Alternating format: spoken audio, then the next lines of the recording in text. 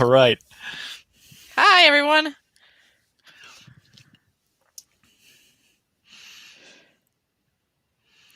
Welcome to our 2020 Level Upstate's final showcase. Woo!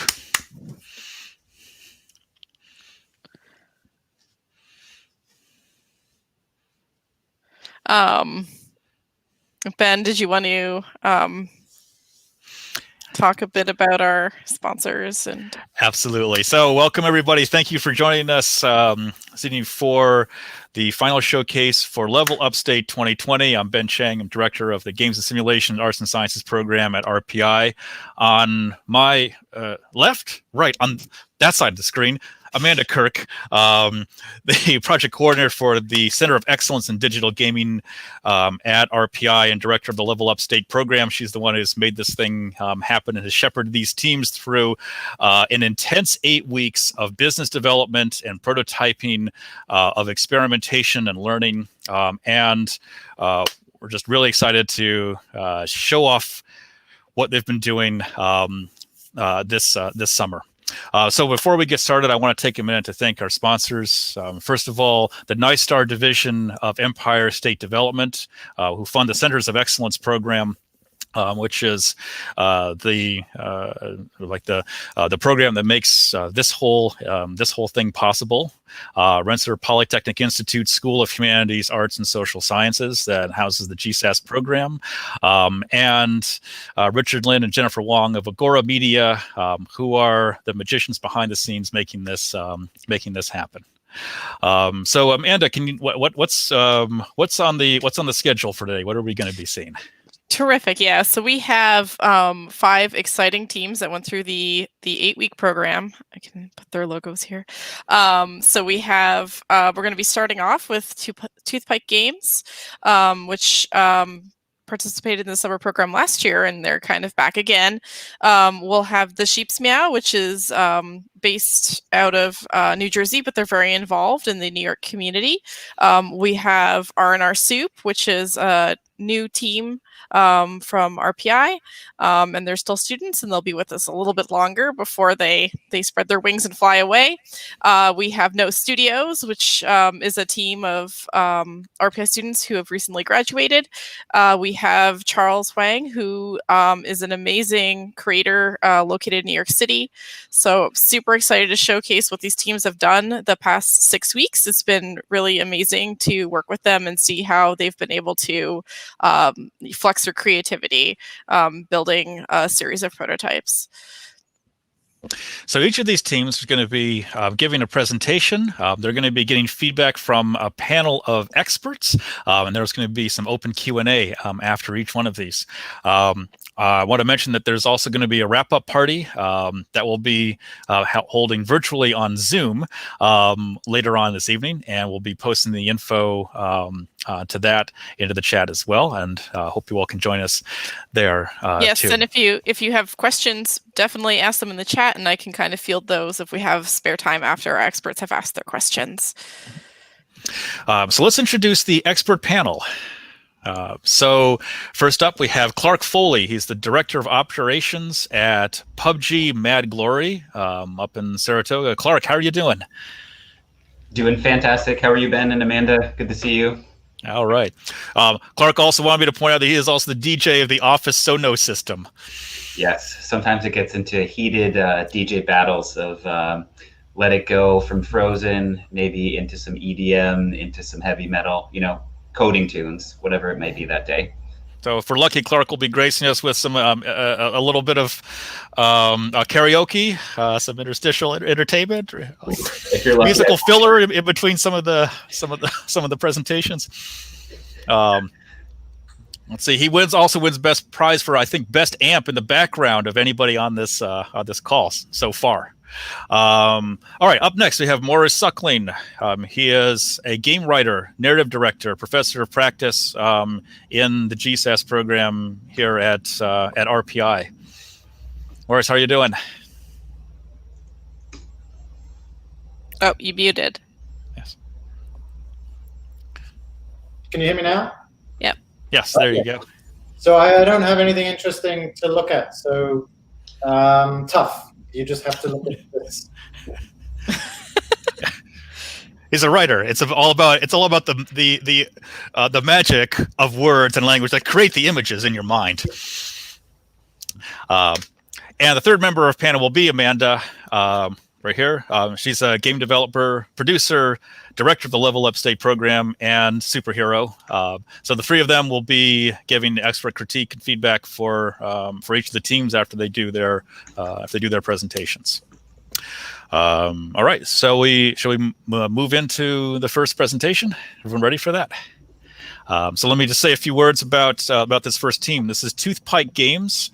Toothpike is a small Troy, New York-based studio focused on making short, deeply replayable games. And during the Level Upstate incubator this summer, they've been focusing on developing system-based prototypes that explore player choice and emergent narrative. So welcome, Toothpike Games.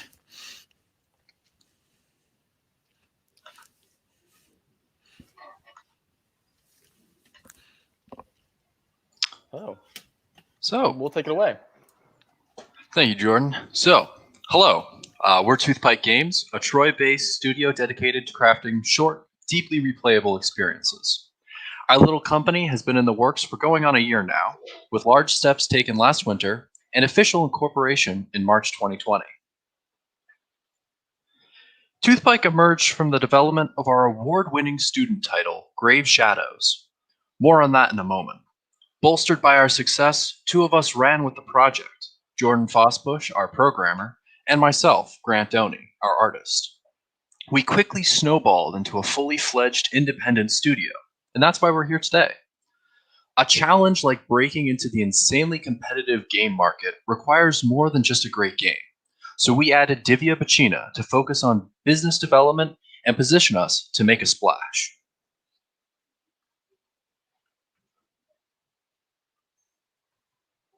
What have we done? As mentioned, Grant and I previously were part of a team that developed Grave Shadows, a third-person noir mystery adventure game. Along with taking part in several showcases and competitions, Grave Shadows was an E3 2019 student game finalist, one of 5 finalist teams from games all across the country. So we know how to work on a successful game.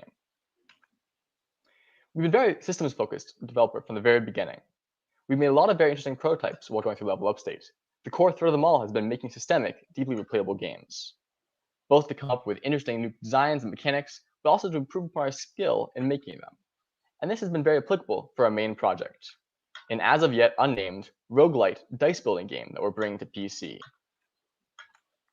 So in that game, players build their dice to best combat the opponents they'll face, with endlessly combinable mechanics on each dice face.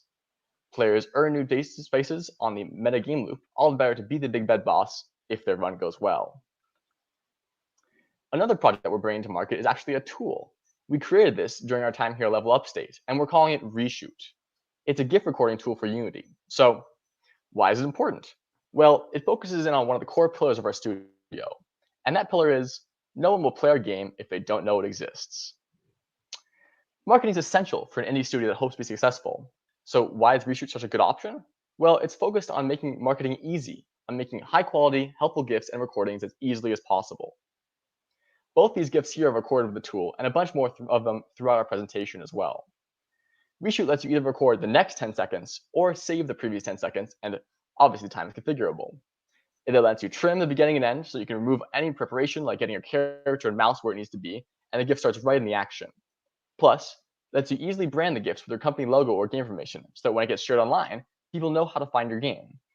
It works in both the Unity editor for developers, and it works in builds if developers want to implement the GIF sharing feature for the players. We're using in-house, and we're also working on polishing it up for an external release, working with a number of beta testers. And we'll talk more about release in the next slide. Let's talk a bit about our future. In June, we released the first playable for our main roguelite project. We're currently in the last week of Level Upstate, where we've been in a 6-week rapid prototyping challenge. In September, we will release Reshoot on the Unity Asset Store and likely through itch.io, targeting other indie developers for users. We'll also be at a point where we can start reaching out to publishers on our main project. By December, our roguelite will be ready for release, but we plan on polishing and waiting until February to avoid all the big AAA releases. After a release, we'll keep on updating the game to keep it live and promote and grow our fan base.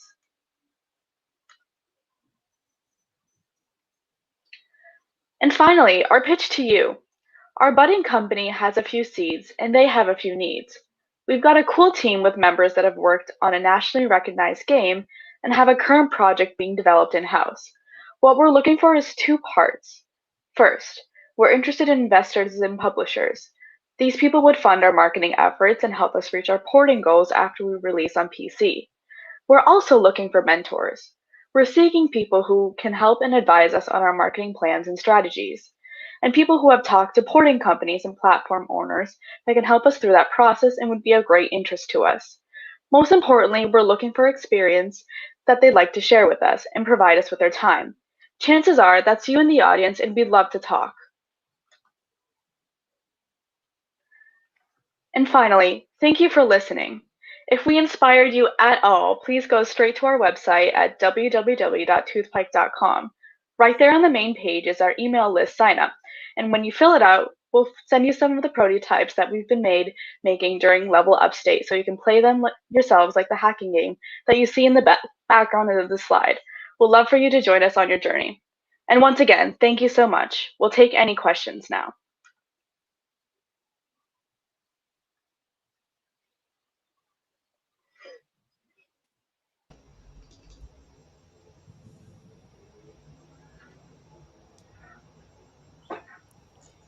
Can you hear us?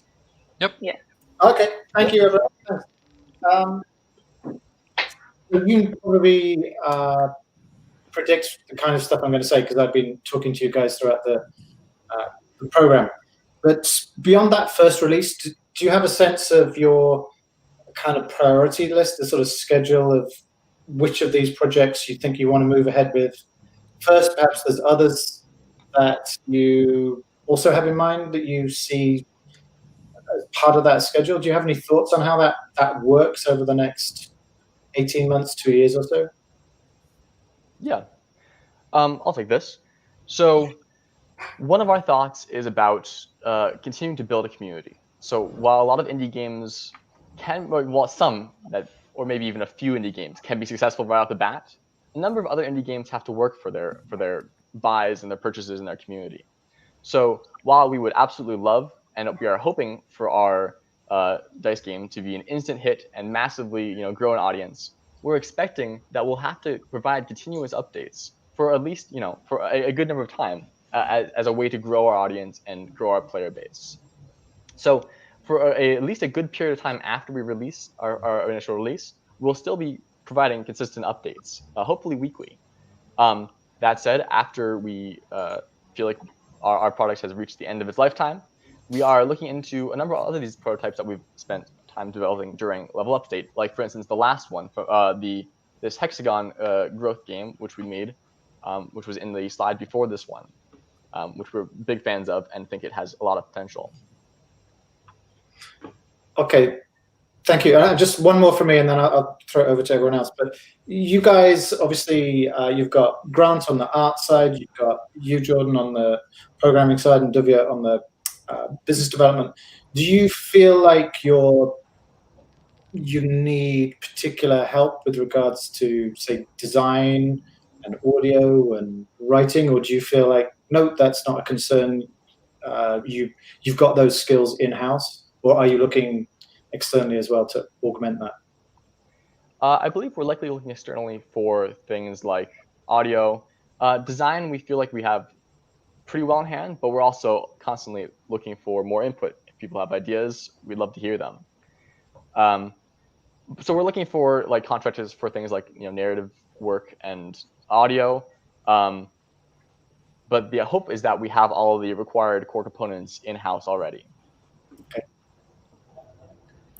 Cool. For anyone who might be joining your team too in the future, just kind of curious what engine you guys used, and of course, yeah. So we work primarily in Unity, and the reshoot tool that we discussed is also for Unity only. So it's sort of built into the engine, which is great because it integrates quite well and gets perfect, very nice features. But it does mean that we are basically a Unity only studio at this point. Gotcha. That's good to know. And I heard you mention that you have future plans for porting to other platforms. For anyone who may be tuning in and isn't familiar, can you just remind us what platform you guys target to first and which ones you might look to go to after that? Of course. So we're primarily developing for PC just because the barriers of entry are the lowest, frankly. It's much easier to develop a PC game and release it to the general public. That said, we also feel like our dice building dice builder game is also a very good fit for a platform like the Switch, where you can play your runs, so like a short play session basically of the game while on the go or waiting for somebody, and with this nice portable console. So we're definitely looking to port to consoles and create versions of the game that are on consoles if possible. That's fantastic. Maybe one day you'll be working with Panic Button Studios. They're famous for porting a lot of games, as I'm sure you know. That's cool. That would be great. Yeah. Great. We have 2 questions from our live audience in YouTube. So we have the first question is, at what point do you expect to approach publishers? Yep. So if we go back to the roadmap here, so we currently have this dice building game at a somewhat polished first playable. So the problem is we'd like to polish it a non-insignificant amount more. So we're currently saying that we're reaching out to publishers around September. And that obviously is it's a long process. So it's not going to be we reach out to publishers and the next week we have a publisher deal lined up. We expect it'll take quite a bit of time. The hope is that we're ready to release by December, so that if we worst case scenario, if no one is interested whatsoever, we'll be able to release it and get at least some results and move on to a second project. Great, thank you. And then the next question we have is, I think this is in regards to the reshoot plugin, is what is the beta process used to test the functionality of your asset? So we are currently giving it out to a number of indie developers who basically are going to be the end users of our product. So it's meant for indie developers who need a way to market their game and a way to market their game well and easily. So we figured what better way to test it than to get it in the hands of the final users. So we've met a number of indie studios through our connections, etc. And that's how we've been able to spread it out a little bit and get them testing it and using it in their games. So if you're interested in testing our reshoot, shoot us an email. You can see hello@twoplug.com, or technically any email at twoplug.com will get to us, and we'd love to talk. Great, thank you. All right. Thank you so much, guys. Thanks for listening. And keep up the great work. Yeah, terrific work. Thank you so much. Round of applause for those guys. Love did Troy represent representation? As you can see, I rep Troy as much as possible. It's a good place to be, a good community, especially thanks to you guys too. Yeah. Hey, it's a team effort. Teamwork makes the dream work. That's right. Yeah, indeed. Let's see. So while we're waiting for the next team to get set up, let's say, actually speaking of Troy and the area, how is everything? How is everything way up north in Saratoga these days? North of the wall, right? Like what's happening up there? Bridges, it's all White Walkers and crazy. But no, so PUBG's doing fine. We're keeping busy. We're very thankful that we've been able to keep working. Unfortunately, we are all work from home right now, and probably for a little while longer, at least through the summer. So everybody's staying healthy and staying home and being even more productive at home. Much shorter commute from the couch to the office this way. So we're trying to keep up with team Zoom meetings and we're actually doing a hackathon today. So our whole team is working on new projects, new mini games, and new dev tools that'll help us in the future. So a hackathon was a really good way for us to collaborate and kind of keep our culture and community together during these times. Yeah, that's great. Yeah. I mean, PUBG, it's a very distributed company to begin with, right? So were there things that you were able to build off of that to adapt? Absolutely. So we used to be contractors at Mad Glory for game companies like Riot and Psyonix and Warner Brothers. So we thought we were really good at the remote working and distributed team and working with other teams in different time zones. But we had no idea when we joined PUBG that a 13-hour time zone and a language barrier of English to Korean would be level 10 difficulty. So we got used to that in the last couple of years, and now, thankfully for our VPN and our network storage and syncing builds overnight, Perforce builds for actually PUBG builds, we've got the system down right now, and everybody's able to work from home pretty effectively and pretty efficiently. We just miss hanging out and miss those water cooler, coffee machine chats is all. Yeah, that's tough. All right, thanks. Okay, so I think we're ready for our next group. So the next company is the Sheep's Meow.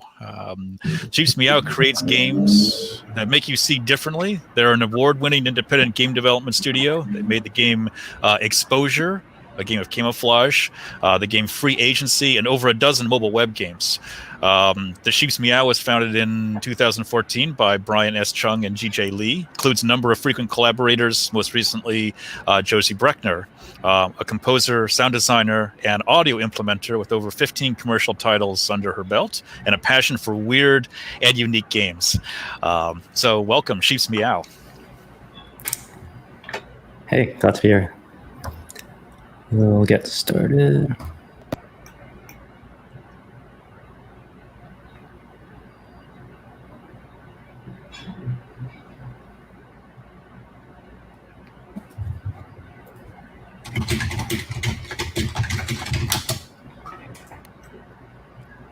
I'm DJ, and it seems like we're having an audio issue. Just trying to get that resolved.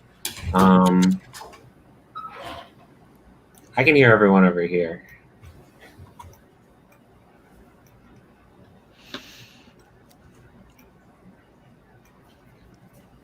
As an audio developer, I was just gonna say, as an audio developer, I'm cursed with random audio bugs wherever I go. The world testing me. I'm DJ, and yeah, they come and follow you up. Yeah, I can hear you fine.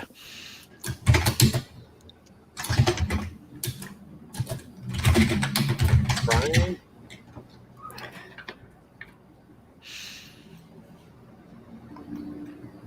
Brian, can you hear us? Yeah, hey. Okay.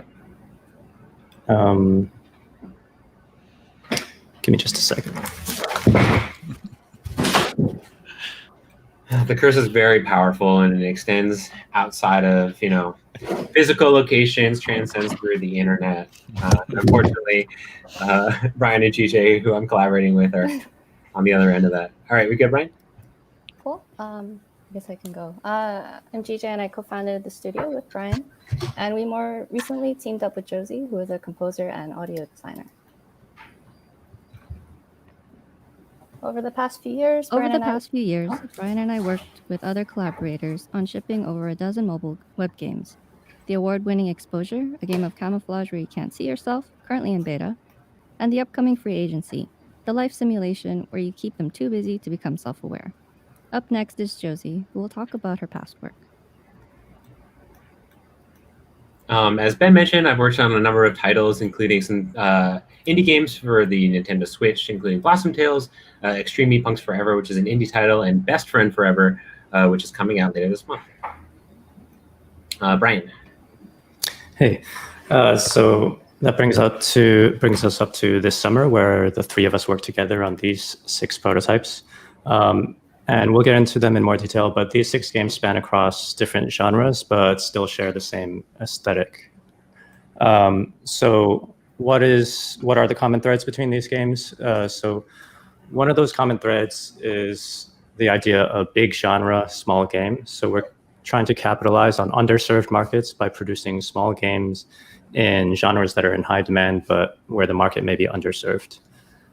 And within that, across all of our games, there's a tension between simulation and action. So we're borrowing elements of management simulations, and we're also like the combinatorial systems of management simulations, and we're also borrowing the short and replayable mechanics of action roguelikes. So across these 6 games, we have a distinctive player experience informed by atmosphere and vibe.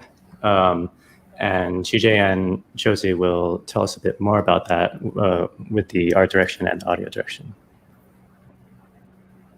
We pursue distinctive visual styles that stand out, yet acknowledge genre expectations to target specific audiences. Our art direction features distinctive palettes, textures, and evocative atmospheres. Tree Trunk Brook targets the overlap of 2 audiences. A soft color palette and feel-good dialogue appeals to the wholesome games audience. Photographic montage and environmental puzzle design appeals to the adventure games audience. Rogue Lighthouse targets the roguelike action platformer crowd. Stylized pixel art with dark color palette reflects the gritty mood and high difficulty curve. It has a tiny quality that expresses super short sessions and quick replayability. Squirrel Radio is like a relaxing, low-stress music album where each level is a song. Our target audience overlaps with lo-fi radio YouTube channels. Soft and hazy colors and textures evoke vaporwave-adjacent lo-fi aesthetic. Every Manny borrows visual language from life sim, management sim, and incremental games. Since we have a meta sim within a sim theme, we reference old operating systems, retro resolutions, and use tongue-in-cheek humor. Mini City Crafter targets city builder and crafting audiences. To express the game's short sessions compared to other entries in this genre, we went with a sleek minimal 2D design instead of isometric and photorealistic. The UI design shows that it will scratch that itch for complexity. And after this video, Josie will tell us about audio direction.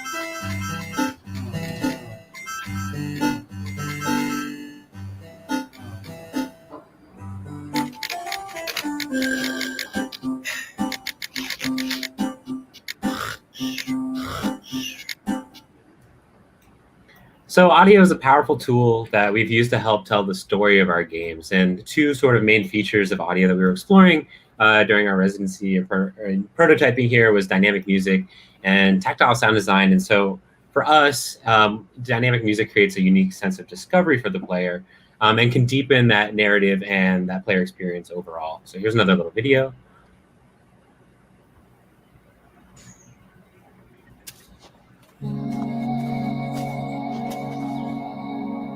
Oh.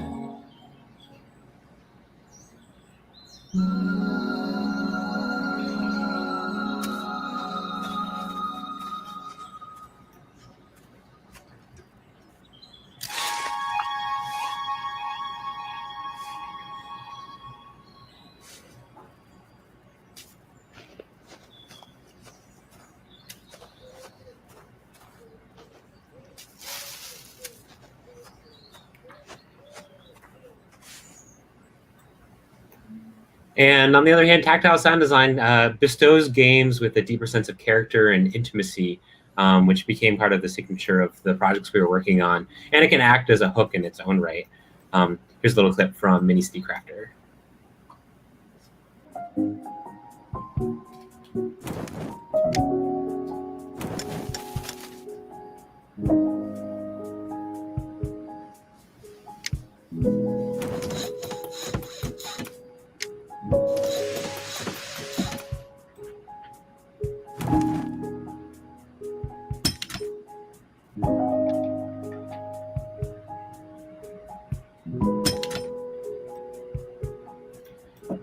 So overall, audio serves to deepen intimacy and create discovery for the player, and it's a key part of how we're telling stories here. And so now I'm going to pass it back to Brian. We'll tie everything together. Cool. So that was sort of an overview of the threads that tie together our catalog. Here's a roadmap that we'll come back to, actually.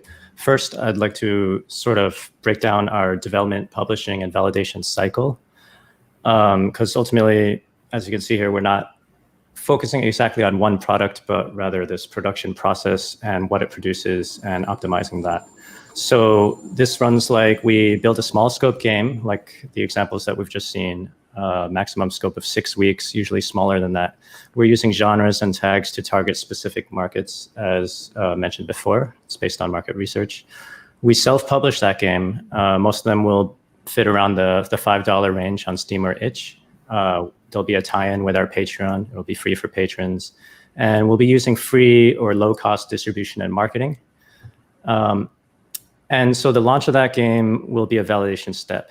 So in normal cases, we will launch that game. It'll be a small game. It'll be out there. And then we move on to the next project. And each time we continue this cycle, the audience would grow piece by piece, right? Because we're targeting a lot of genres, but they're adjacent genres. So people who like this game will like the other game that we're making because they're similar. Now, this cycle has validation and pivoting built into it. So on that validation step, if we end up with a runaway hit, something that's much more popular than all the other examples, we pivot there. And we pivot to a large scope game, basically a sequel or an expansion or some other follow-up to that game that garnered that much attention. So looking back at this roadmap, this should sort of explain our rhythm and what we're going for each time there. So it looks like a very aggressive schedule. Most of these are very small games, 3 to 6 weeks total, including the 1 week for QA and publishing. The ones highlighted in gold there are some of those larger games that we started before this summer that already had a validation phase. So we sort of have this rhythm of small game, big game, and so on. So to wrap this up to us, thinking about this business model and production process, long-term financial success to us looks like increasing passive income faster than increasing the number of hours worked. We're operating with a model that inches closer and closer to providing games as a service. And what could outside funding help us with? Well, in our regular cycle here on the left, scaling up looks like creating more small games faster.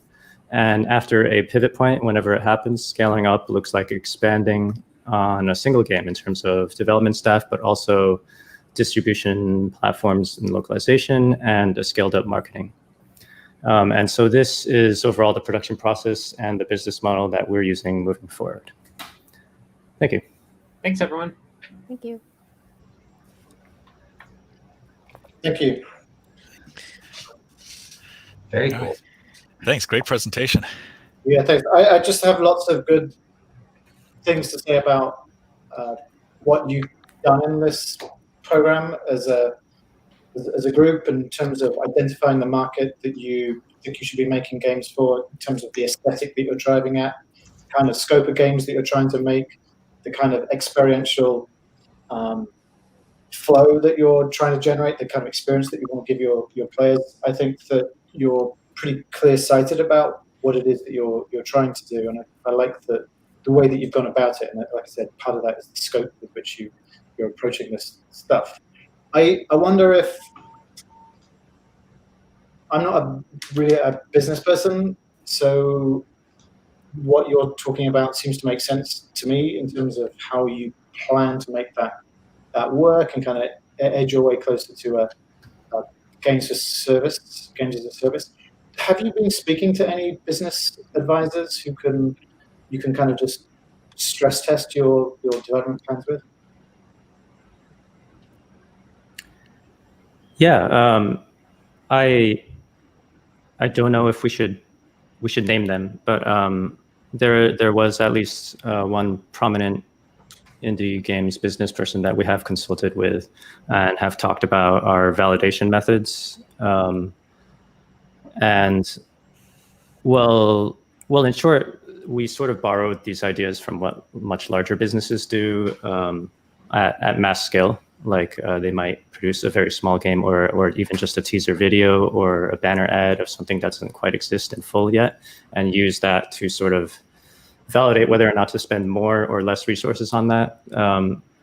And then our advisor who we spoke to talked about how if they release a teaser trailer and it bombs, then they scale down, and the opposite, they scale up. So we think of this as sort of an indie modification of one of those strategies. Yeah, I mean, it certainly seems to make sense. It just might be good to stay in touch with that person or some relevant people as you move through the next 6 months or so, just to be checking kind of how that's lining up against expectations. Thank you. Like how other people are doing who have got a similar business model.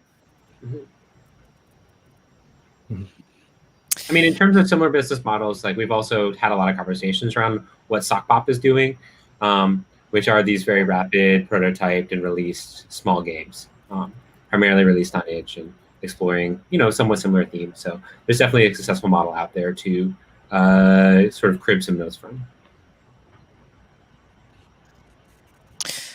Great. I guess we have a couple of questions from the audience. So the first one is, I very much like the validation iteration model, but who or what do you expect will fund that cycle? Or how, I guess. Yeah, I guess I could take this one too. Yeah, so one thing, actually we didn't really quite mention it, but one feature of the way we've set this up is that we have a very low burn rate. Actually, all of us are doing this part-time. So we're really all about, sort of for our work week kind of methodology, we're trying to make more games faster, not like fewer games larger. So yeah, between game to game, it is already self-sustainable. And actually, we've already started. So we do have some humble beginnings here. We have a Patreon, so we're having recurring payments coming in. And it's still small, but it's grown about 50% over the past half year. So I think that's a good indication of things moving in the right direction. And we haven't even really done what we've outlined here at full steam. So as far as I guess we're answering that by saying what we expect to fund this cycle. Yeah, great. And then the other question is, so what criteria are you using to determine a runaway hit?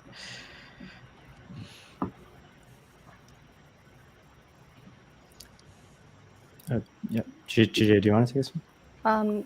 I guess when we do the testing, we either post it anonymously online and see how that does. Other things are just how many downloads if we offer it for free, and then if it seems like a good number, we'll come up with a decision as a team to be like, okay, maybe we should expand upon this. So I think a couple of ways we can look at it. Yeah, the method that GJ is referring to is how we validated our other project, Free Agency. We made a fake gameplay trailer before really making a full prototype and validated that against other ideas we had and went along with the thing that had the strongest response. I think the validation with what we've just proposed now might be even stronger because as opposed to videos, which people just share, who knows why they're sharing it, we're not sure until we release the game. With this system, we're actually releasing the game, and I think it's going to be a moving target, what a runaway hit is. Like, there's no exact number, but I think it will also be like obvious if 1 out of 6 games is outperforming all of the other ones by a significant margin, then that counts. Great, thank you. That's cool. I gotta ask a question if I can, because I'm a music fan. Josie, I first off just want to compliment you. The music is fantastic in all the games. Thank you so much. Yeah, some of it reminded me of a little like Alto's Adventure or Alto's Odyssey, kind of that feel. Really liked it. I also noticed on your Twitter that you have some videos of you're a multi-instrumentalist. So I'm curious, for these games, like what is your normal setup, or how do you feel like you get in the creative mode to choose instrumentation and for each title? Sure. Yeah, I'm a big believer in that each game kind of deserves a lot of forethought into the instrumentation approach. Obviously, I'm limited to the things that I have at hand, or if I'm hiring people, like what my budget is to play on various soundtracks. But for some of the games, we were like considering a more organic approach. And some of the nature games, we were considering how we could play into like what a forest should sound like for Tree Trunk Brook, but also at a certain point, there's like you kind of start to extend into trope and stereotype, and so like using pizzicato strings for all your forests is like maybe a little done. So we were exploring a more like modular, kind of like 70s electronic, organic-y inspired like Mort Garson score. So yeah, there's a lot of room for experimentation, and the program here helped us kind of try out a lot of different ideas for the games that we were working on. That's fantastic. Yeah, keep it up. I think it's definitely one thing that sets you guys all apart is that the music is so strong. So thank you so much. Thank you so much. I appreciate it. Great. Well, thank you. That was amazing. Yeah, the audio from this team really blows me away, and the way that it interplays with all of the interaction is really like amazing. Oh, absolutely. Super good. Super good. All right. So our next team coming up is Charles H. Wong, aka Mudita Heart. Mudita Heart is an indie studio founded and run by Charles H. Wong. He makes quirky, inclusive, life-affirming games, events, and media for game players and developers. He's been covered by Rock Paper Shotgun, PC Gamer, and Unwinnable. He's shown his games at different games, LA Zine Fest, Pixel Pop Festival. Charles is also the founder of the Unparty, a quiet, non-alcoholic party at GDC, which I have to say is one of the most fantastic developments to emerge out of GDC in years. Co-founder of the Friendship Garden, a 501c3 nonprofit dedicated to uplifting underrepresented communities in game development. And Charles is currently studying for his MFA in game design at the NYU Game Center. So welcome, Charles Wong. Hello. I hope I can live up to the hype of all that. That's what we do. And yeah, that was a really tough act to follow of the great work by Sheaves Meow. Yeah. Okay, let's just get to it then. Hi, I'm Charles. Charles H. Wong of Mudita Heart, he, him. I'm going to talk about Mudita style game development. So what is that exactly? Let's learn. And hopefully we'll all learn together. Hope all you are, we got so many people tuning in. I would love to hear from all of you. Feel free to just say a comment on like where you're coming from, but also feel free to be anonymous. But anyway, so let's just discuss things. So what we're going to discuss: who is the studio, which is just me. Who am I? Our values, our approach, potential concepts we're exploring, and also the plan. Yeah, this is some places I've studied, places I've worked, organizations I've started. We've already mentioned I'm an current MFA student at NYU Game Center, entering my second year. I'm the founder and organizer of Unparty. And I'm also a co-founder of Friendship Garden, a nonprofit dedicated to empowering underrepresented game devs in the game industry, and which my co-founder, Honey Rosenblue, they, them, has taken the reins on that. And we're going to have an event next month. So please be in touch if you're interested in talking more about that. But yeah, this is not about that. But also feel free to talk about that later. Anyway, so who am I? There's a bunch of stuff I've done as of a year ago or so. Socio-emotional games, playful games, narrative games, comedy games, exhibited in a bunch of places, a lot of things I like, and a bunch of stuff I've done in the past year at NYU Game Center. Some really cool stuff there, really great people there that love to bounce ideas off of them. And yeah, this is work I've done this summer for RPI's Level Upstate Incubator. Yeah, really, it's been this great opportunity to really explore a lot of interesting potential IP. Also, I just turned 30 yesterday. That's part of my narrative, I think. That is, I'm not even gonna like process all that until like a few weeks from now, So yeah, that's exciting. A new chapter on life, new decade. So like, what have I learned? So what have I learned from this incubator? You gotta have both the business strategy, the very specific set of development skills and the soft skills to run a studio. It's a lot of work for one person, but I can try. Here's like all the kind of crazy stuff that we're learning about with marketing, spreadsheets, emails, and it's really useful and it can help. But it can be, you got to be careful with that because it can lead to the dark side, and you risk becoming what you were trying to escape in the first place when you were trying to found your own company, creatively, financially, labor-wise. So you got to keep in mind what your values are as a company. What does mudita mean as a start? It's sympathetic or vicarious joy, the pleasure that comes from delighting in other people's well-being. So like if you're like a parent or sibling or close friend, you enjoy seeing other people succeed. In game theory terms, you might say non-zero sum game. So yeah, trying to build that into our company values with working conditions, kinds of products for consumers, relationships with our clients, the acknowledgement that might make it tougher to take easy money in business. So maybe taking more shortcuts creatively is going to be more cost effective while not coming at the cost of our well-being as a studio, emotionally, financially. And here's a bunch of other influences. Hope Punk by Alexandra Rowland, the Carewave Games movement, my own thoughts on humanistic game design, which I've spoken about at Pixel Pop and other events. And yeah, it's not about just being nice, but also kindness as being an active verb that might not necessarily be being nice. So yeah, strengths and weaknesses as a studio. Just did a brief assessment of that. Does seem like I'll need help for visual design and audio design. And what kind of games are we going to make?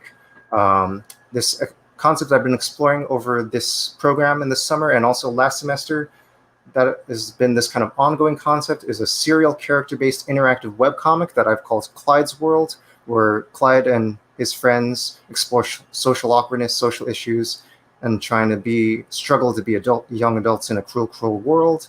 I've modeled it off of other narrative web-based web series, such as Homestar Runner and Nikki Case and such. The long-term strategy is to build a library and audience over time. Yeah, and then also I'm willing to explore other ideas depending on what fits into a long-term strategy based on market research. I'm not beholden to that idea, but that has been kind of something I've been exploring a lot. And I feel like it does have potential, but I'm still open to possibilities. And I'm also not beholden to first-party work. I'm willing to look into other income streams, part-time grants, contract work, consulting, gig work, some of which I've already started.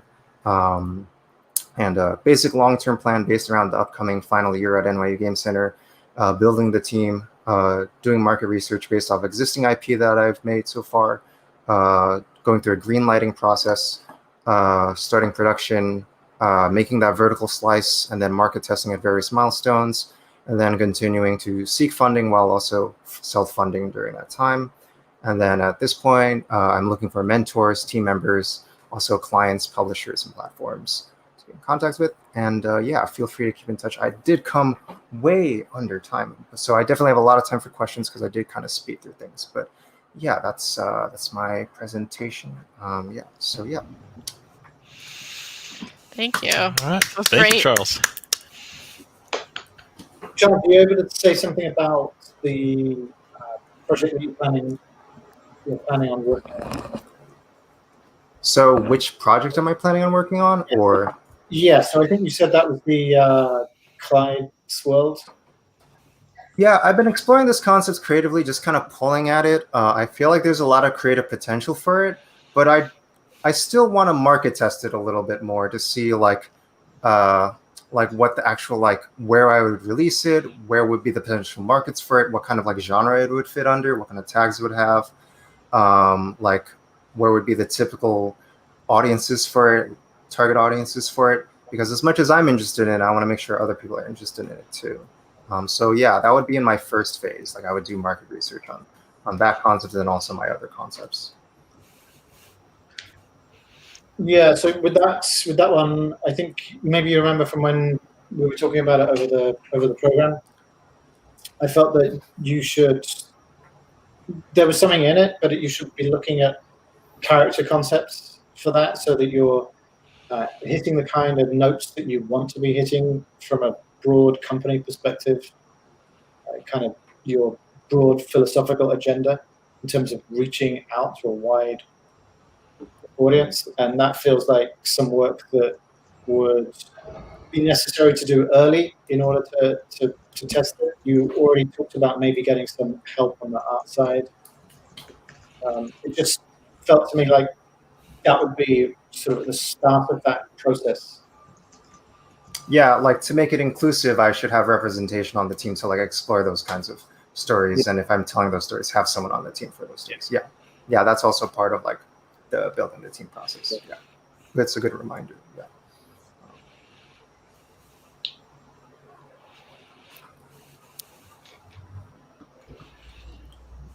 So I saw that you've done a bunch of different exhibits at game shows. Was there one that stood out where like you felt you had the best audience, or maybe learned something, or felt like you connected with an audience pretty well?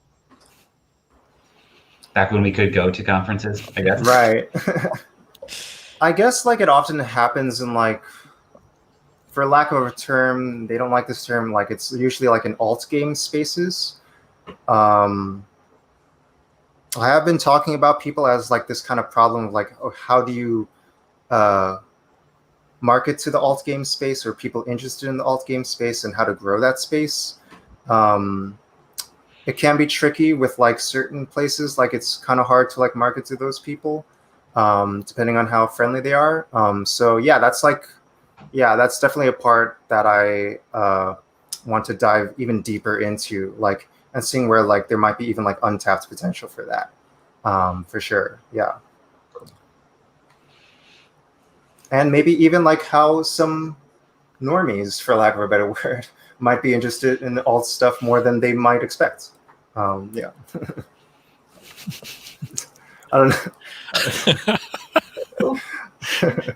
I mean, I love that. I will say, I love on your website that you have press coverage listed too.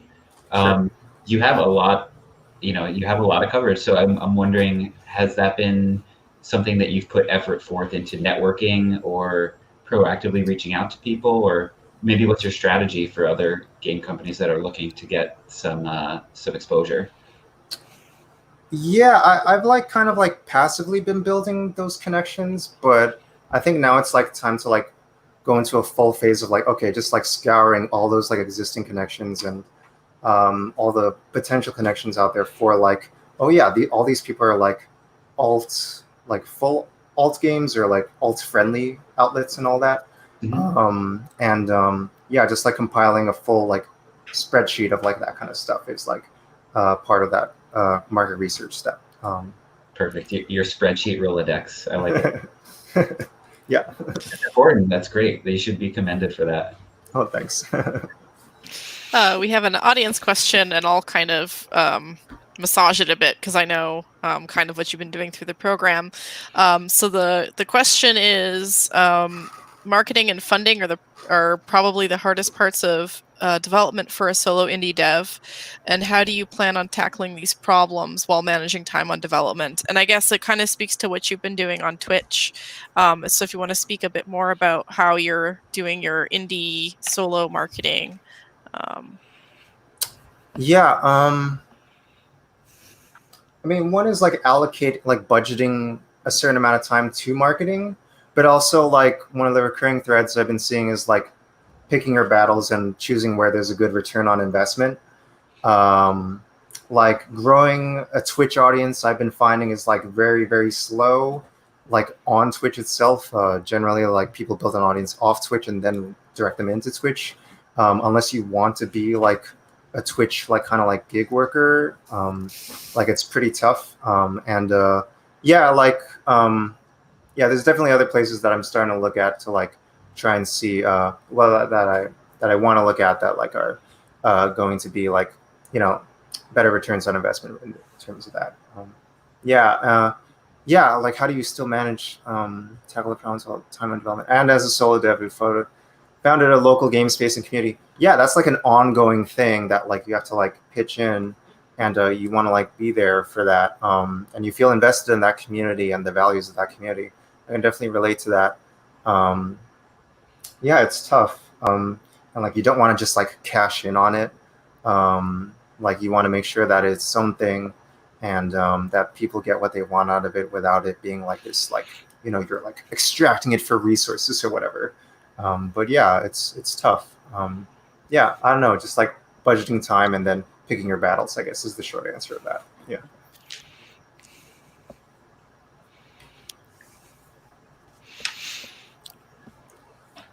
It's a lot of work for one person. Yeah, that's yeah, looking for team members. So yeah, I'm gonna like try and do some recruiting. Very cool. Cool. All right. All right. Good, Charles. Thank you. Yeah, thank you so all right, much. thank you. Yeah, please be in touch. Take it easy.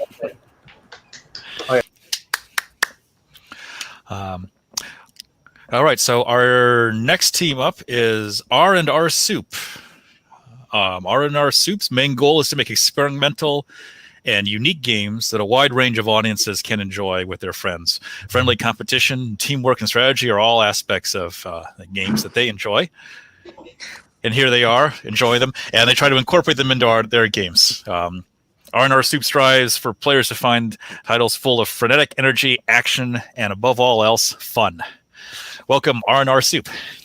Hello. Thank you. Hi.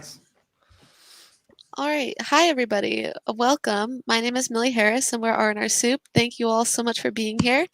Today, we're going to be talking a little bit about our company, some of the work we've done, and our plans going forward. We are a 5-person team consisting of current RPI students, and we're based out of Troy, New York. Our team makeup is 1 director, artist, technical artist, writer, and programmer. We've been working together for about around half a year now, and during that time, we've done a lot of development on some awesome games. So to talk a little bit about some of the work that we've done in the past, Retail Rally is the first game that we worked on together as a team. We began development on this game in the course Game Development 2 at RPI, which lasted for around 4 months. This game is a multiplayer couch competitive game where players race to complete their shopping lists. Players can cause mayhem in the store by throwing items and using power-ups to mess with their friends. Players can select from a wide range of cosmetics, including different animal characters, unique shopping carts, and wacky hats. A distinguishing feature of this game is the mobile connectivity aspect, where players can connect to the game using their mobile devices to access their shopping lists, items, and a minimap. We plan to continue development on Retail Rally in the future, which we will discuss a bit more about later on. For now, I'm going to pass it over to Andrew to talk about some of the other games that we've worked on as a team. Thanks, Millie. So throughout our time at Level Upstate, we've produced a wide range of game concepts, from challenging single-player strategy games to engaging multiplayer team-based objectives. But it's no fun looking at these immovable images. If we had reshoot, they would be a lot better, but we don't. So let's take a look at the demo reel.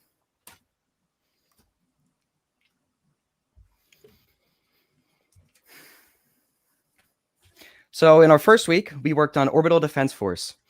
Protect Earth's people as their last line of defense against hordes of asteroid and alien invaders. Billions are counting on you to prevent absolute planetary annihilation. Are you up for the task?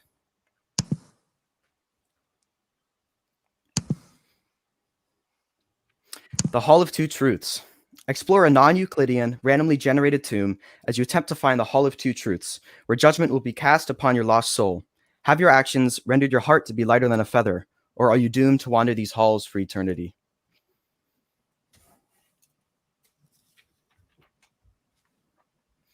Space Slimes is a real-time strategy puzzle game where players must guide their slime workers in the construction of a spacefaring rocket ship. By placing obstacles and machines, players can control the flow of resources to ensure that everything makes it to the rocket at the right time. Aid your slime friends and help them go where no slime has gone before.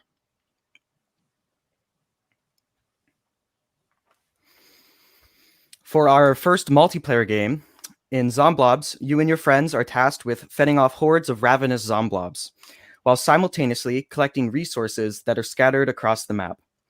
Use your team's resources to build defenses, automated towers, and ultimately defend your rocket ship so that you can get off of this cursed planet in this online multiplayer cooperative wave and tower defense mashup.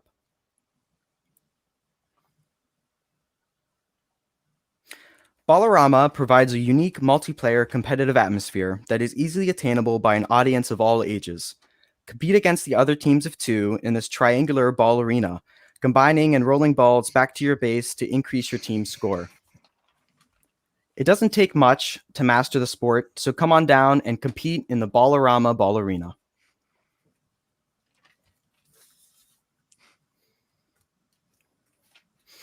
On the date of July 20th, 2020, telemetry readings revealed a potentially hostile threat moving towards Earth at faster than light speeds.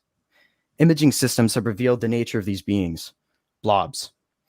The federal government has thus approved the founding of a new branch of military tasked with protecting Earth if this encounter proves hostile. Welcome, cadets, to your first day of training. Get ready for the Blob Defense Simulator. Thank you for listening. I am going to hand it off to David to talk about our company's mission. Sweet. So thank you, Andrew. And hello.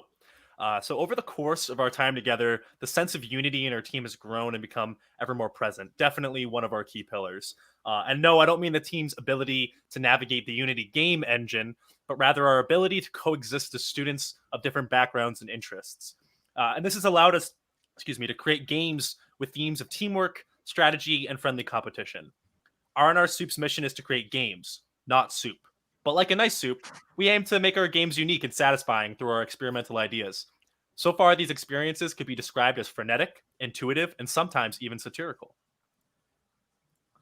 For the moment, our eyes are set on performing small-scale crowdfunding for the localization and marketization of Space Slimes, our third prototype of the program.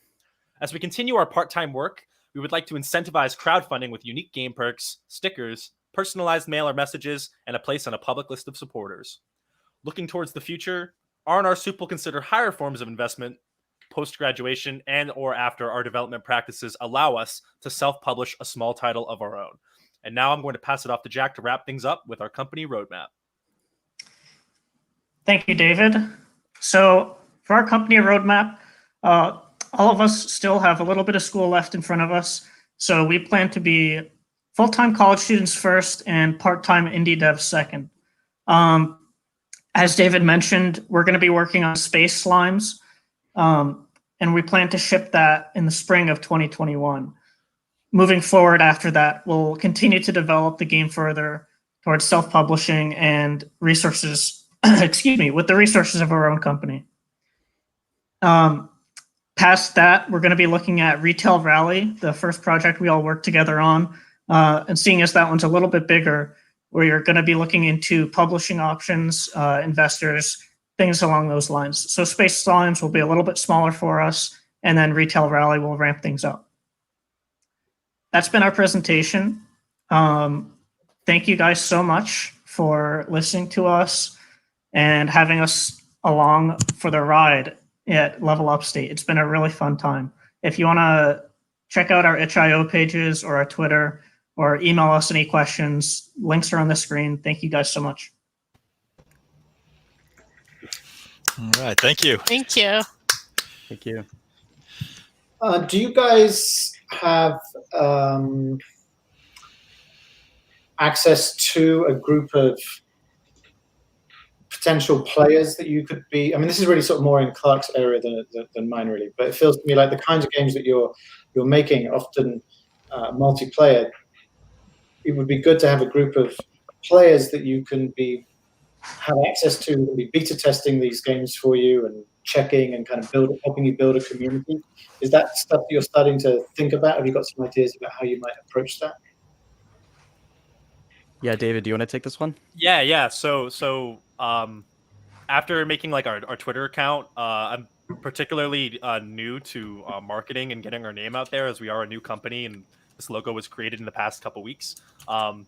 In terms of our community, we're looking towards developing a Discord server for beta testing our games, as well as a Steam page after we have some content to release on the platform, as well as a public group that people can join the community and get lots of updates for.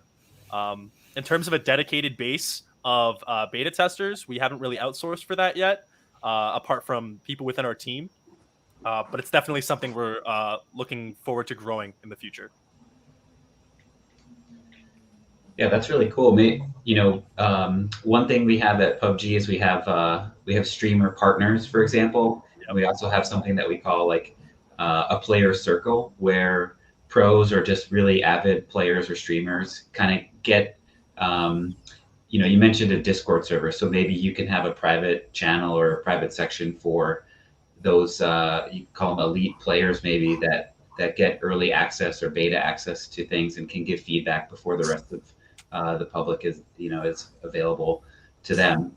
That could be pretty cool, and also keeping like a regular cadence of giving new updates to people gets people, gets them excited on a regular basis, like every few weeks or each month. If you have a new beta version drop, that could be kind of cool to help build some hype.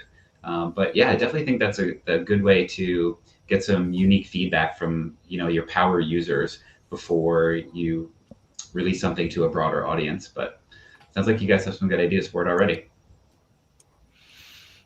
Thank you.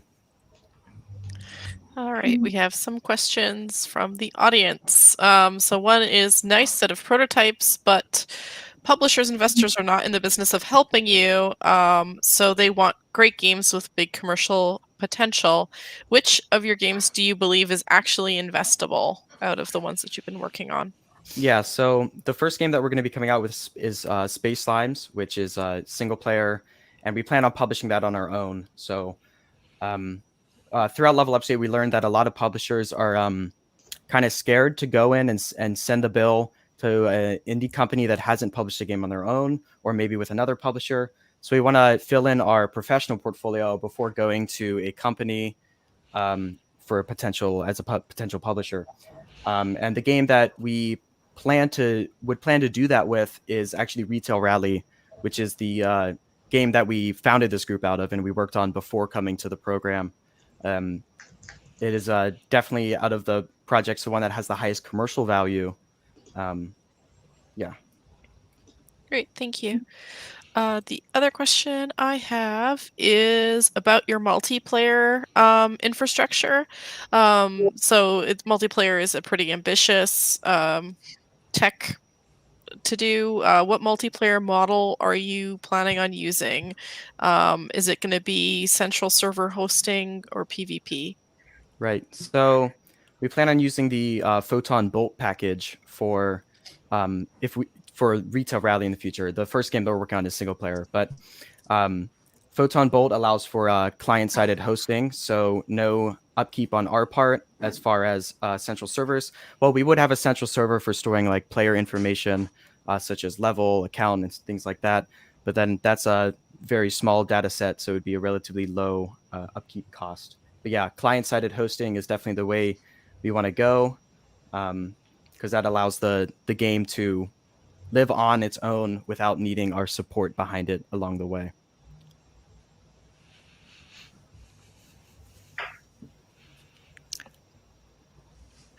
All right, that's good. All right, R&R Soup, thank you. Thank you. Thank you. Thank you. Nice job. Now we're all hungry. I know. Over in the chat, everybody's talking about different kinds of soup, and we're hungry. So I should take a minute to mention the wrap up party that will follow this whole presentation over in Zoom. And I think we have a banner, the link information right there. So check that. bit.ly/LU wrap party. So have some time to hang out, talk some more with the teams, discuss, decompress, and just generally have a good time. I think this has been a really interesting iteration of this program. The amount of work that all the teams have done just on the business side, and also in this kind of rapid iteration, rapid prototyping practice has been pretty amazing to watch. So they've all made 6 prototypes over the course of the summer. One per week. It's kind of like doing 6 back-to-back game jams. One of the things I think was interesting, like right at the beginning, we talked about finding a thing that your team does, that you as a designer or as a developer has as a kind of a core strength when you go into a game jam. Like that last series of presentations, is like they found the core strength, which was slimes, and used that as like the as the design core. But yeah, Amanda, Maurice, you've seen a lot of everything that they've been doing all week, or all summer, every week. What are some of the things that have stood out to you in seeing them do all these rapid prototypes? Actually, probably the thing that stood out most is not necessarily any particular design, but I've been really impressed by the levels of energy that they managed to sustain. Like you said, effectively, this is 6 back-to-back game jams, and you would understand if people's energy levels had started to sag at some point, particularly after the halfway point as it got later on. But I didn't see that happening. I kept seeing them come back, take these new challenges on, and I didn't see any kind of tail off in the quality of the ideas or their willingness to tackle the particular concepts that they were, briefs that they were given that week. So I was really impressed by that alone. Actually, I thought that was fantastic to see and made me feel as if we made good choices with who we kind of got onto the program. But yeah, so that I thought that was fantastic.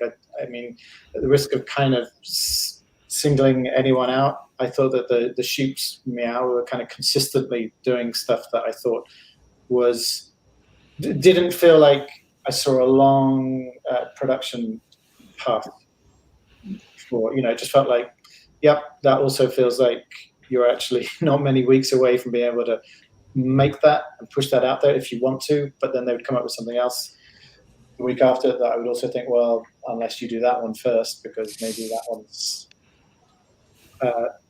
more immediately accessible. But yeah, I'm kind of nervous to pull anyone out.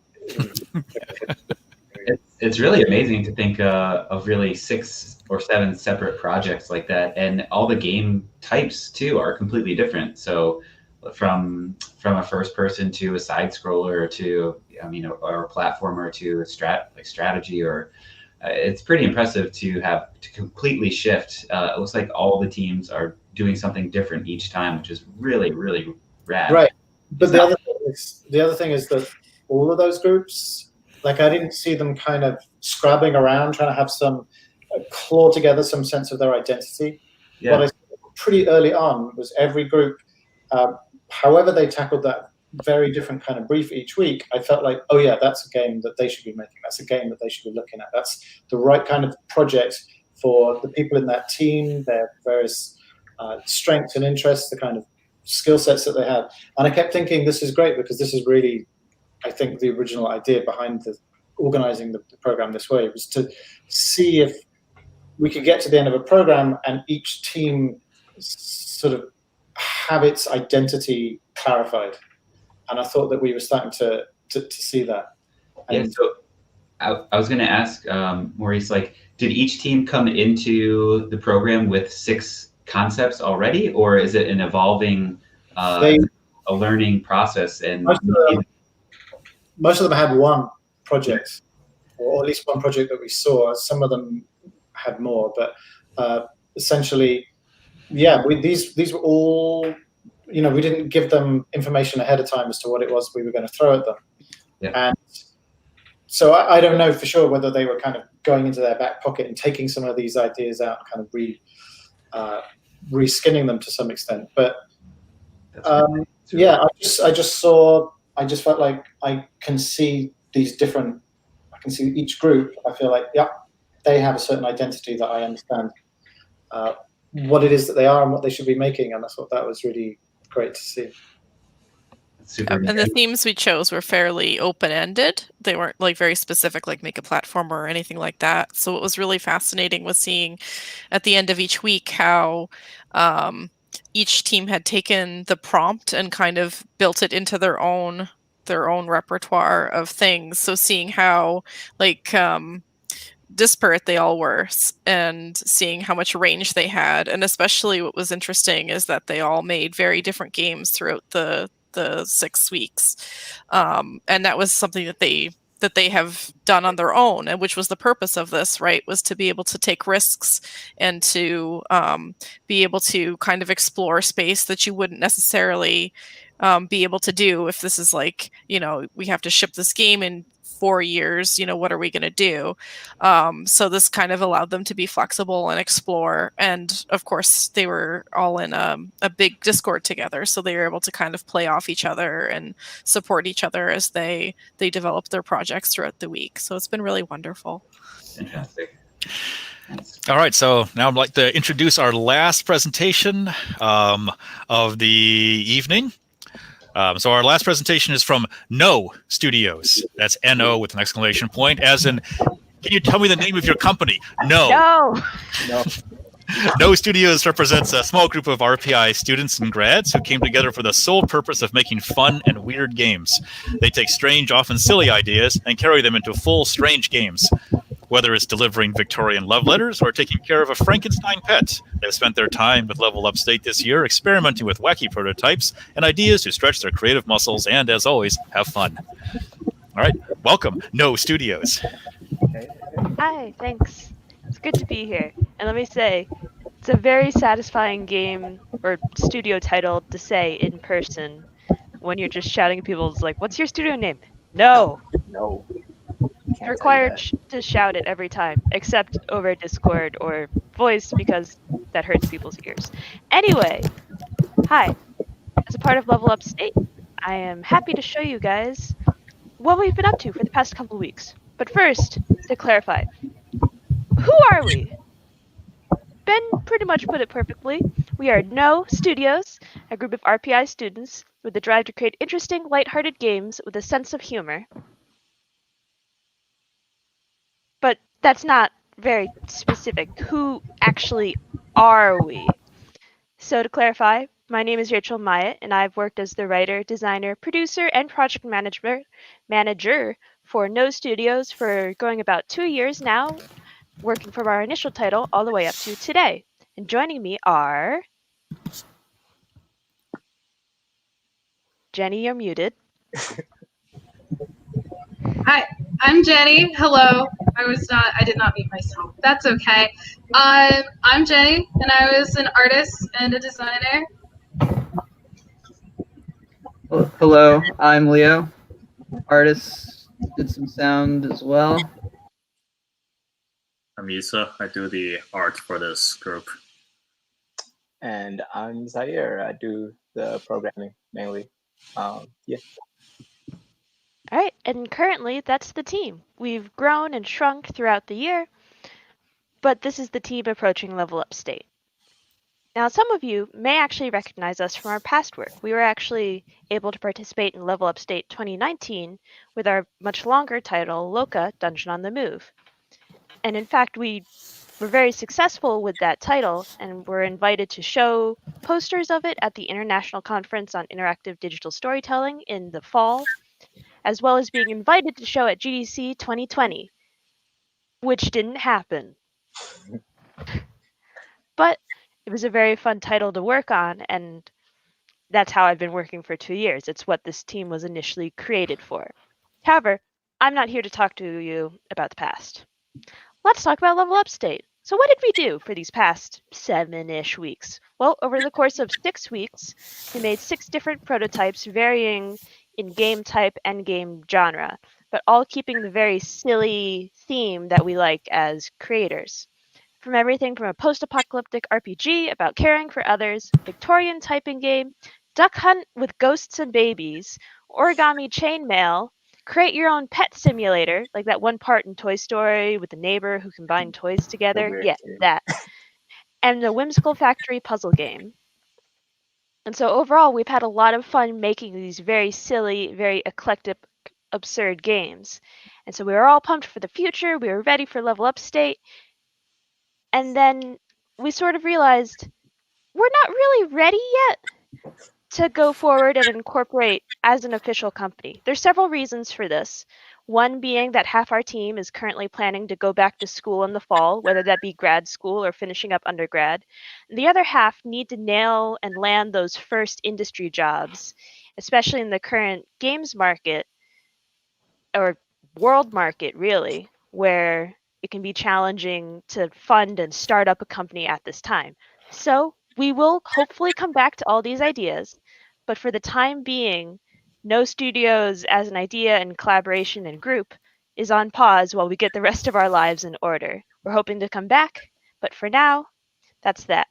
Enough sadness though. Let's talk about weird games. Like Baby Boom, which was a game that's Duck Hunt with ghosts and babies, where you're literally shooting ghosts to reincarnate them as babies, and they fill up your screen to the point of absurdity and ridiculousness. Or my personal favorite from this prototyping phase, Origami Friends, which took the idea of chainmail, something you normally find very annoying, chain letters, and we wanted to spin it to create wholesome chainmails, encouraging families and friends to send their own origami creations of little frogs or hearts and things to friends in a time where we feel more isolated than ever before. And that's not even touching on the 4 other very silly games we made, from Dream Factories in the Sky, to RPG characters who just want to take naps, to Victorian love letters and guys who just can't take a hint that maybe their love letters are unappreciated, to the idea of growing toes as a main source of food for your Frankenstein pet. We had a lot of fun this past several weeks creating and making games together, and we really hope to do that again in the future. It just might be a while.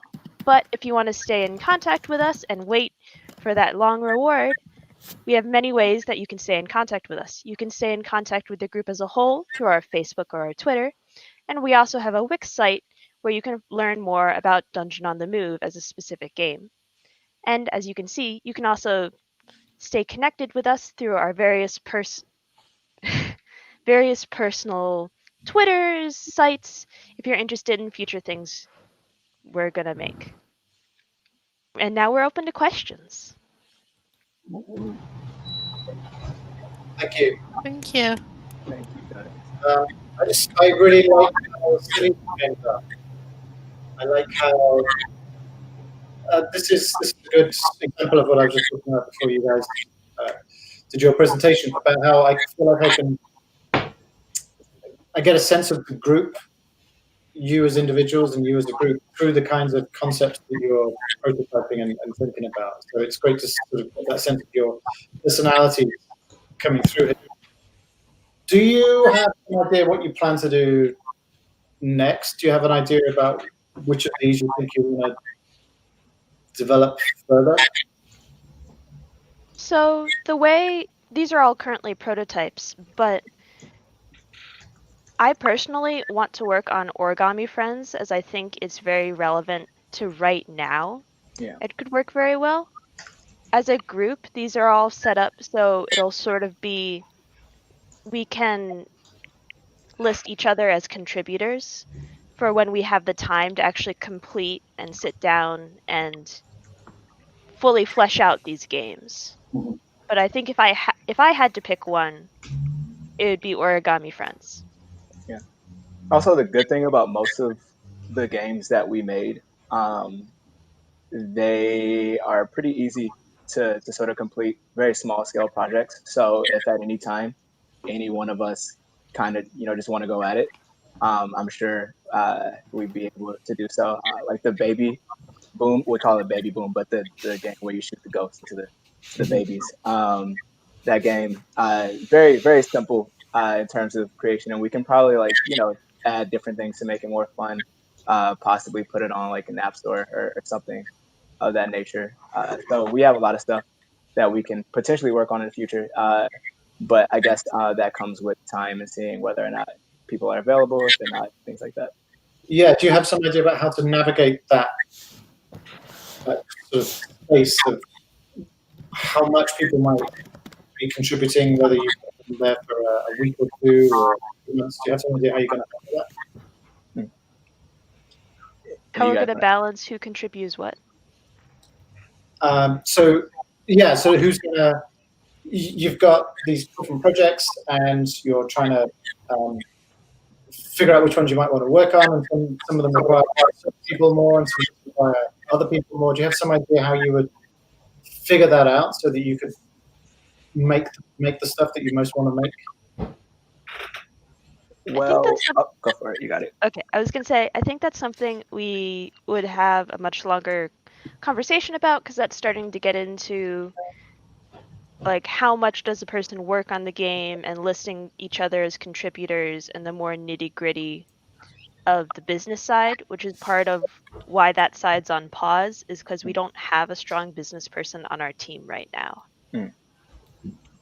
Also, we had a not too lengthy of a conversation about it, but we talked about, just general availability in like the next year or two or whatever.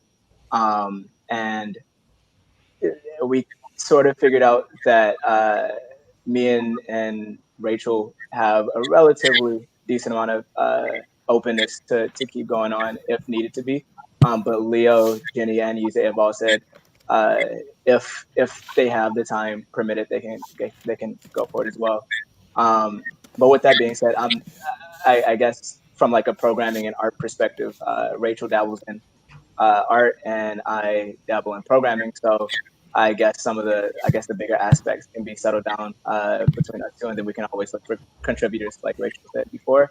So I guess we're always looking to expand and sort of just like move in and out of people who can help and things like that. But I think that's generally what we came away with after we had our conversation about the future. Cool. So I have to ask you guys, your game concepts are completely original. That's a fact. What can you talk about your creative process for how you create your treatments and game concepts? So primarily how we approached it was, I think this was mentioned a little bit earlier, about how each week we were given a theme, and there were very broad things like take care of each other, or this is familiar, like sort of deja vu sort of things. And so what we would do is we would sit and sort of stew on those ideas, and we pasted all our ideas in a shared document so everyone could read them and think them over throughout the day. And then from there, we would essentially debate later in the day. It's like, I like this, but I don't like that. Or I think this would be funny. And we would have a big brainstorm session where we threw things on the wall to decide, all right, what can we make in a week? What do we like? And we were very focused on what do we like about different games to help decide what idea to go with. Yeah, I think for some of us, the easiest part by far is just coming up with a bunch of ideas. The hardest part is convincing people that they are in fact good and not in fact bad. They generally have, like, Jenny and Leo would come up with these crazy, like just wild ideas, and me and Rachel were kind of like, okay, so how do we shoot ghosts and make them babies and stuff like that. And Jenny and Leo usually did a pretty good job of convincing us that we could actually make it happen. So I don't know. I like to think we balance each other out in a good way over the course of these 6 weeks. I like to hear it. It sounds like a good team.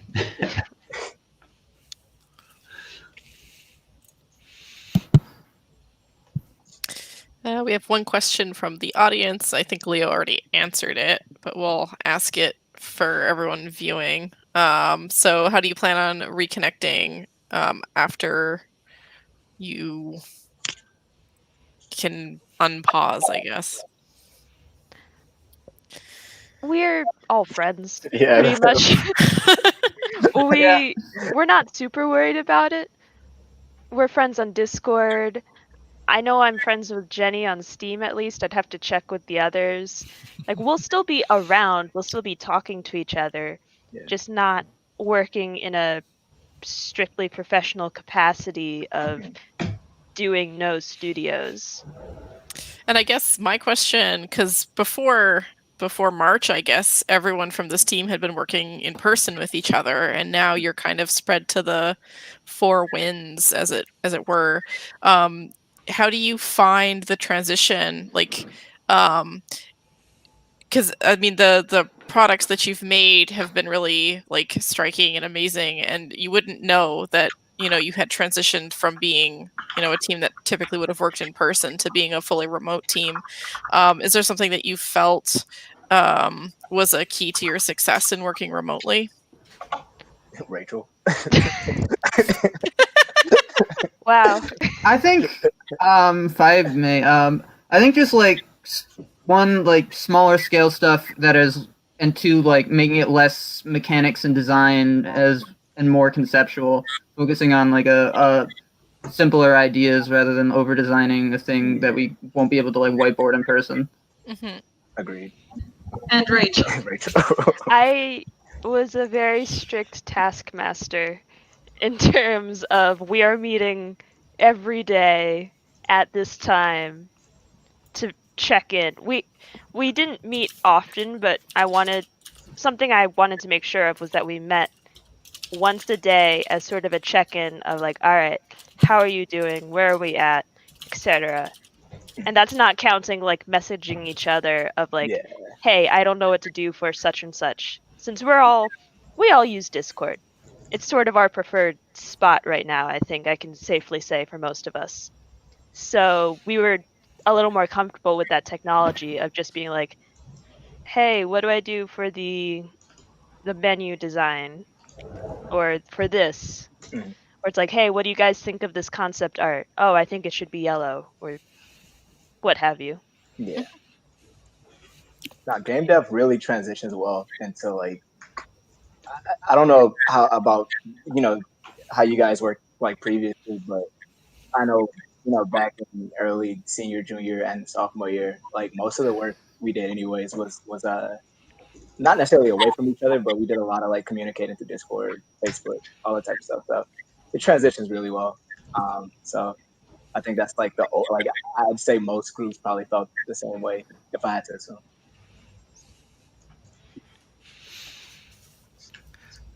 All right, thank you all. Well, I have to say personally, I hope that you you do eventually get the band back together again, or keep it going. Really, one of the interesting things that I think has also come out from this summer and from these presentations is that there's a number of different ways to. There's a number of different ways to do it. A number of different ways to have a company, or to make games and to put out games. In addition to the kind of like traditional full-time company organization, right? That there's ways of doing it with flexible kinds of time, with flexible memberships of who's involved, with different organizational structures as a part-time concern until you have the ability to devote full-time work to it. So I hope you keep it going. All right, fantastic, fantastic work. And as advertised, weird, quirky, and wacky. Yes. Wacky. Well done. All right. Well, that's our presentations. Thanks again to everybody for coming out and watching these presentations this evening. Thanks again to our expert panels.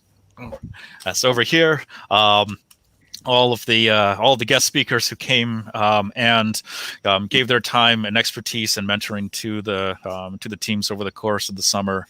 And again, to all the participants. If we had a technical capability in this platform, like I would call everybody should be up on screen right now for like a big round of applause. But make some noise and/or some images that represent noise for them all. And please join us at the wrap party again, the link is down there. Hang out with the teams. Let's chat some more. Anybody who is in the Troy area around, I've just been informed that there is Troy Night Out in this thing that's called the Real World, like physical space. I've heard about it. I haven't seen it for a while, but apparently, like this is happening tonight. There's a Troy Night Out tonight in person. So anyone in Troy and the surrounding area, go down and check that out as well. All right, that's our show. Thank you, everyone. Thank you, everyone. Thanks, Amanda.